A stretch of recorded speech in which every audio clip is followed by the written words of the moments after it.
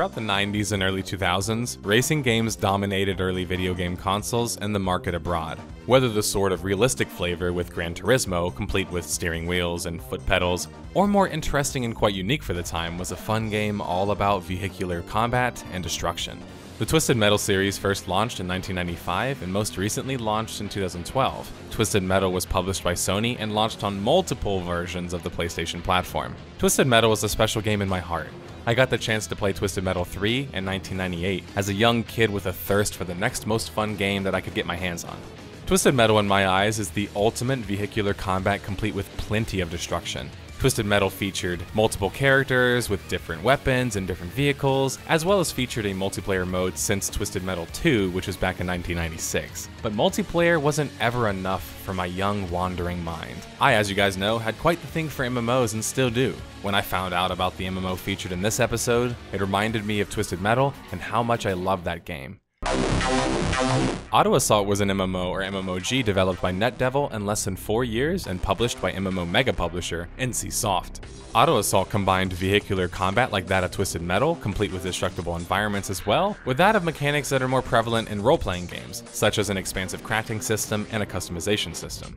Set in a post-apocalyptic world featuring an open war between three factions, the humans, mutants, and human-created biomechs, with a fun premise and possibly an even more exciting idea of Twisted Metal in a MMO format, Auto Assault had quite the hype surrounding the title that was blazing many trails all the while. In just 1 year, Auto Assault was suddenly shut down, and for many people, questions still remained as to why the game was shut down and ultimately faced its demise. On this episode of Death of a Game, we will uncover the mystery behind one of the most interesting and forgotten MMOs. Suit up your vehicle, Mad Max style, and let's get to riding over that desert wasteland in search for loot and glory. Oh, and blow lots of stuff up. Before we head out, detectives, if you get lost along the way in solving the mystery, fear not. If you're near the end of the video, we will have a journal segment to recap. Oh, and make sure to pay attention to the clues along the way.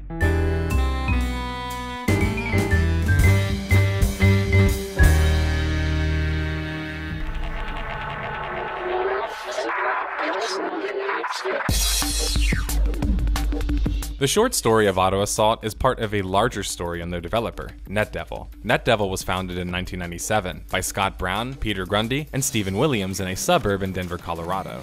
The three founders had a grand dream of being the creators of their own digital worlds after witnessing the launch of pioneer MMORPG Ultima Online. Of course, Ultima Online would inspire many MMOs over the next decades, but for NetDevil, it led to their first MMO in Jumpgate, a space-based flight simulator MMO of sorts with the ability to group and roleplay with other players in a very limited way. Jumpgate had a small level of success and would go on to live for another decade after, but Jumpgate had enough success to propel NetDevil into developing their next MMO.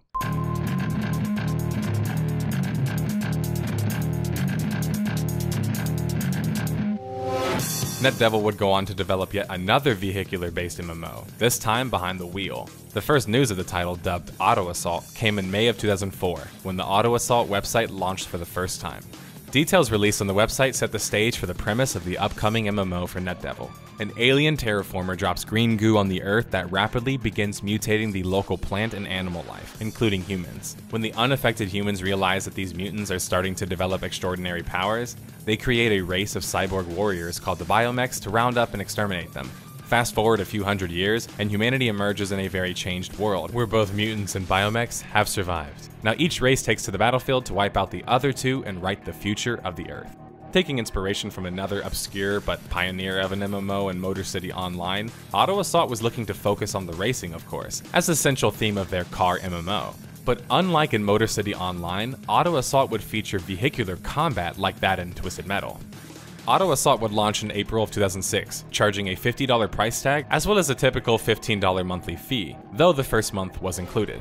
Auto Assault, according to Metacritic, scored a 72 out of 100 overall from 34 critics. President of NetDevil Scott Brown had this to say: "Compelling characters, tricked out vehicles, crazy fast combat, and full-blown destruction make Auto Assault a blast. This is the game we've been wanting to play for years. It feels good to launch commercial service. Now the real work starts. Today marks the beginning of our ideas for the product. We look forward to rolling out the new content for players to enjoy." Auto Assault, like mentioned before, would feature 3 different factions, 4 different classes, and a deep customization system that you would use to deck out your vehicle with armor and weaponry. You would traverse the world picking up quests and loot as you combat the NPCs or even other players. The Engineer class was in the game and it served as a healer of sorts. The Warrior class existed as well, and then there was a Mastermind class that had a pet, and a Stealth class finally to boot.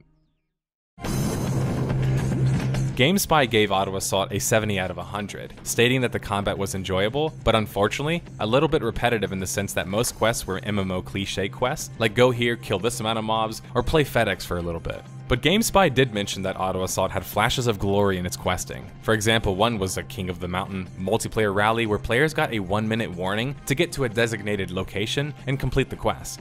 Unfortunately, this kind of questing is extremely rare in the game, and thus Auto Assault falls victim to common MMO pitfalls such as poor content due to repetitiveness. Eurogamer, who also gave the game a 70 out of 100, had this much to say regarding the poor performance prevalent in Auto Assault.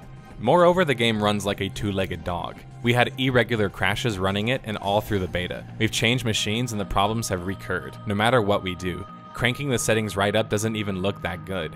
As you can see from the screens, less polys than a parrot farm. With relatively low res textures, zoom out and it doesn't look too bad. But up close? Ugh. Both GameSpy and Eurogamer highlighted the lack of multiplayer aspects. There is little need to group in Auto Assault, and the game can be played in a PvP or PvE zone, which sort of splits the game in player base, and has essentially the same content except, well, PvP is allowed in one zone and it's not in the other. With little in the ways of group questing, raids, or in-game content, grouping was mostly ignored by players, as they preferred to quest and just play the game mostly solo. For many, they just didn't see the need to group, period. An interesting clue was found in the Eurogamer interview, where they stated after speaking with the Auto Assault dev team, Auto Assault would feel much better as a single-player game. When we interviewed the developers, they themselves called it a massively single-player. Also, we suspect, though we don't claim any great technical knowledge, that the game would perform and look better if it was designed that way. Well, I think that's a fair assessment. The 2 shining features in Auto Assault were its combat and its crafting/looting system. First, the combat handled something close to Twisted Metal. With destructible environments and vehicles able to beat up and destroy themselves via combat, it felt like it had some sort of weight. Some weapons had different arcs, which offered for a variety of arsenal and projectiles. To complement the combat, Auto Assault had a deep customization system. This required a well-done loot system to boot. In Auto Assault, you found broken items scattered around the world or lootable from things that you destroyed. These needed to be fixed to create new items. Just like in Star Wars Galaxies, you could reverse engineer a piece of gear to get some of its abilities or stat increases, and these were needed to take to a refinery, which you would spend money to create new pieces of gear.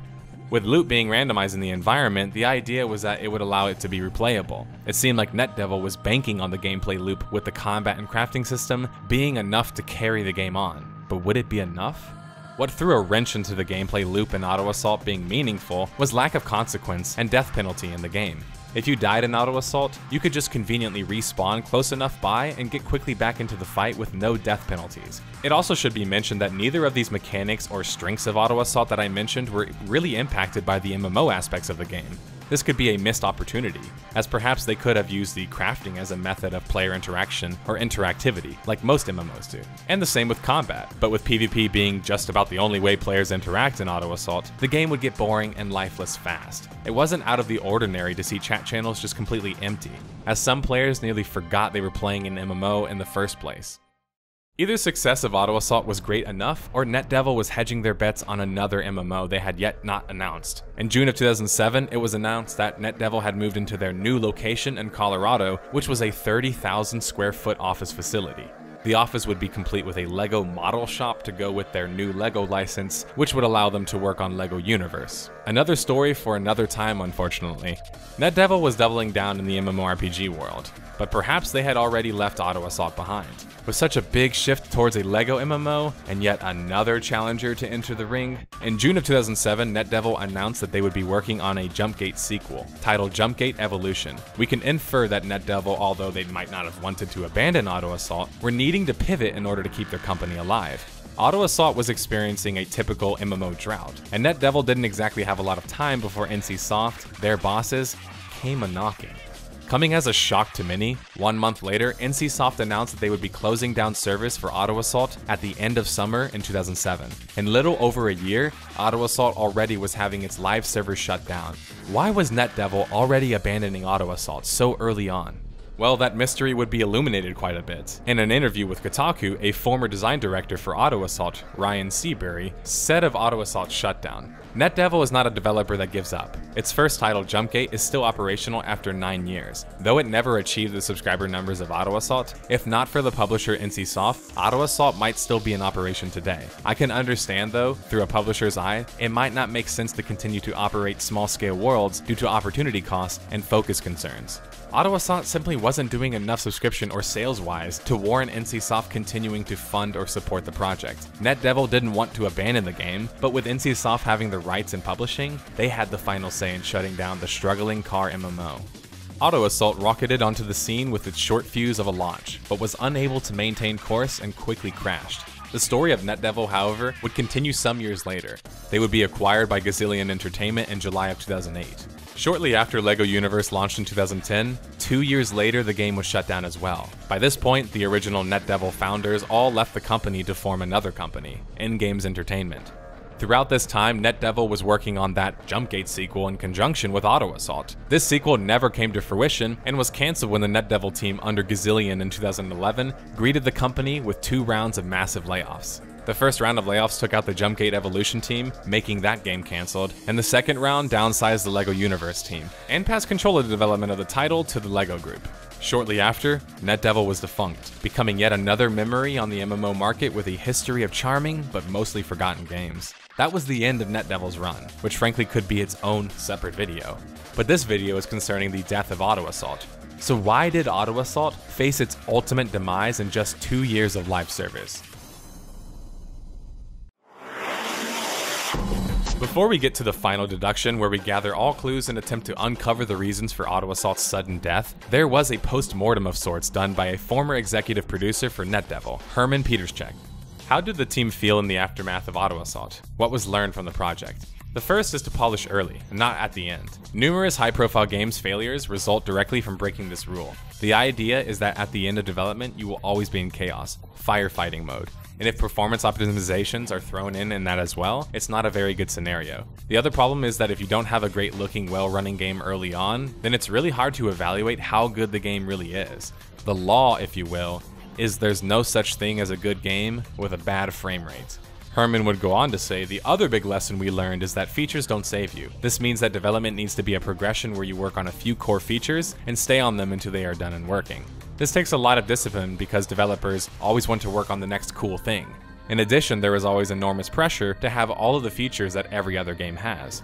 Once again, you can see a number of high-profile failures where games had a ton of features, but that didn't save them. Conversely, there are examples of games with very limited features that did quite well. Portal is the recent example, but there are a lot of others. This insight is certainly helpful in determining the reasons behind Auto Assault's demise. And speaking of which, it's that time of the video where the detective dons his fedora and attempts to deduce from his evidence and clues obtained the cause of Auto Assault's death. Repetitive questing and no death penalty makes the otherwise fun combat seem boring quite rapidly. Poor performances, crashing, and low-res textures, the core gameplay was good, but not polished or looked good enough to keep people playing. With the developers calling the game a massive single-player game, it seemed like NetDevil thought just having MMO features period would be enough. NetDevil shifted focus to LEGO Universe, even moving into a big studio for it. And all the while they were working on Auto Assault, or at least right after they were working on Auto Assault, NetDevil was already working on a Jumpgate sequel. Auto Assault just didn't seem like that big of a priority, and you can see why, because it just wasn't making any money.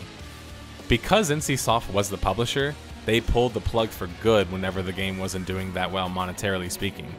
It's hard to say if NetDevil just simply had too much on their plate, or they had all of that on their plate because Auto Assault wasn't doing well.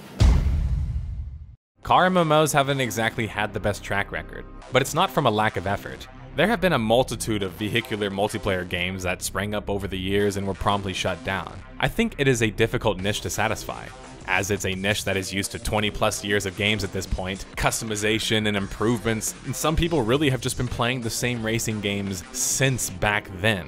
If the core gameplay in a racing game, the racing and the combat in the case of Auto Assault, is good enough, and not just subjectively good, but also objectively deep enough to warrant more careful inspection, then maybe you have a chance. There has to be some level of mastery.